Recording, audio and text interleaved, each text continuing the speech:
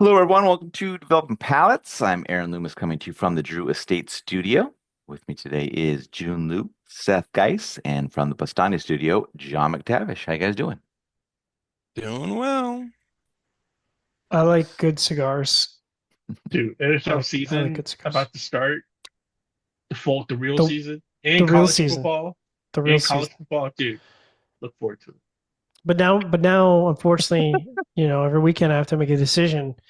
Do I watch my team stink up or do I watch Formula One first? Right? So Nah, do I watch just Formula watch One football. and then I feel good and then my evening's ruined by my team, or do I get the stink in my mouth from my team and then wash that out by watching Max Verstappen win yet another race that he You doesn't don't need deserve to to? kill my excitement. Yeah, You he's not good. winning races anymore, so It's one some.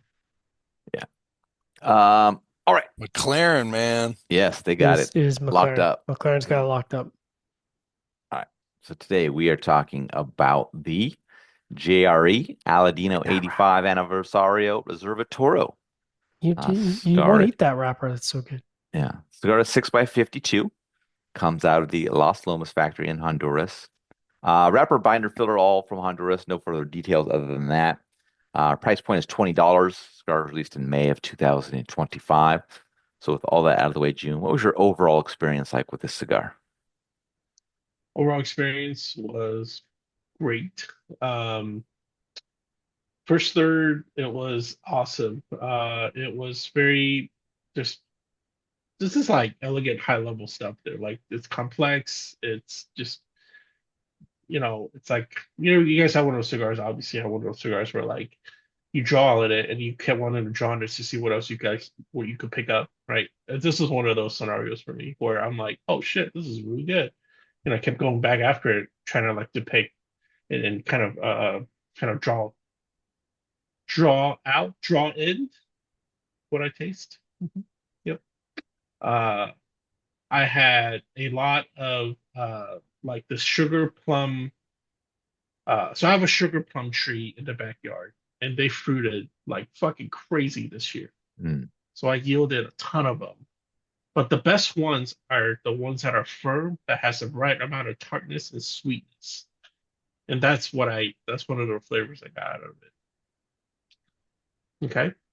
Did it fall when did Uh, it fall on your head as you were smoking the cigar and like shot a couple drops of juice in your or mouth? I was eating it and then smoking. No, for real, though. I think of that. I think. Um, it was minerals. It had this nice biscuity breadiness to it. Pepper was it was there, but it was pretty like it was balanced. It like highlighted all that sweetness of the minerals and all that. Um, and the best of it all, or what was really impressive was the profile contained like good notes throughout the whole cigar. Like there was zero like final third drop off, which I typically get in vast majority of cigars. So whether that's due to I don't know if it's age of the tobaccos or whatever it is, it was consistently good throughout the whole cigar. And to know that it was good consistently throughout a big old Toro, like there's something to be said about that, I think, as well. So I used to be a JRE hater until now. So I think this is a good opportunity to ask for sponsorship. All right, Seth, what were your thoughts? Listen, I thought it was a really good cigar. I thought it was beautiful in appearance. First third was getting leather and cedar and cream and hay, and I was getting some soft earth and cocoa, little bits of hazelnuts and cinnamon, um, faint spices, just some soft bacon spices, medium strength and body, which is a good flavor profile throughout. Um, it's when Honduras does well, when you have a blend like this. Beautiful burn and draw. It's just kind of a well done JRE release. John? Yeah, I mean, listen, I'm a big fan of pretty much everything GRE regular release, and I've been a bit critical of some of the limiteds that just haven't hit for me. But boy, did this hit! Yeah, just really nice, creamy bread, baking spices, faint earth, little bit of earth and wood on the post draw to balance out the sweetness. Bread and baking spices, like Seth was saying. I think right around medium, just enough to really get your palate going, but not blow you away. And then second, third was kind of more of the same: creamy wood tobacco, restrained baking spices, and the creaminess. It was wild. The creaminess in the second third was just look. It was the most intense flavor through the second third, and I was like, I don't know the last time I smoked a cigar that was that cream forward. Just really, really rich mouthfeel. For me, unfortunately, the last third did take a step down, which is I don't really care because I had a great experience until that point. But it started out with creamy tobacco, medium strength spices, and then as it progressed, it would kind of more wood and earth dominant. So still pleasant, but just not to the same level as the remainder of the cigar. Had pretty good burn, straight through the first third, a little bit of waviness in the second third. And try as I might, I had to do a touch up because I had a bit of strip of wrapper not burning. But draw was great, 52 inches of water. Like Jiunn said, smoking a Toro sometimes can be a bit of a chore, but not in this case. This was nice. I'll smoke this again, no question. Aaron, go. Yeah, for me, it's cigar started with toasted cedar along with some earth and mild black pepper. Got some creamy chalkiness that joined in a bit later. Second third saw the creamy chalkiness increase to become even with the earth. Final third saw the earth become even with the toasted cedar up front, and the creamy chalkiness mellowed a fair amount. Construction is absolutely perfect, so no complaints in regards to that at all.